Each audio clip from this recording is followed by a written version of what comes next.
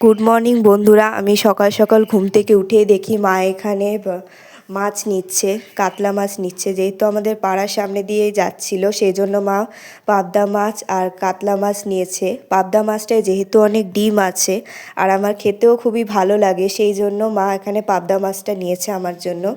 তো যাই হোক, বাপি এখানে স্নান টান সেরে এখন ফুল তুলছে। আমাদের পঞ্চমুখী ফুলটা যেহেতু খুব থোকা হয়, সেই জন্য আর দেখতেও খুব সুন্দর হয়, সেই জন্য আজকে একটাই ফুল ফুটেছে।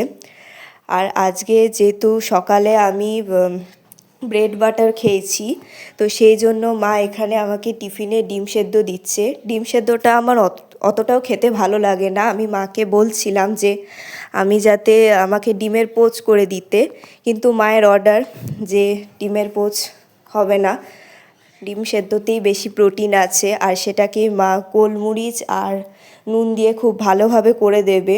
তো সেই জন্য আমাকে বাধ্য হয়ে ডিম সেদ্ধই খেতে হলো। আমাকে আর বাপির জন্যও করেছিল ডিম সেদ্ধ, তো সুতরাং আমাদের দুজনকেই ডিম সেদ্ধ দিয়ে দিল।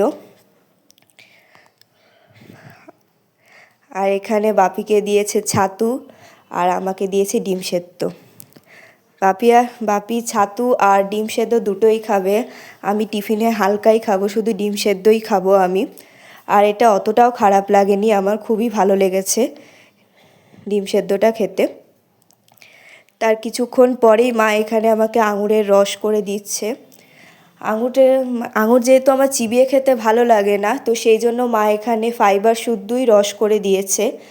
আর ফাইবার মা ফেলতেও চায় না যাতে এটা শরীরে লাগে, সেই জন্য মা ফাইবার শুদ্ধই আমাকে দিয়ে দেয়। আর এটাই আমার খেতে খুবই ভালো লাগে।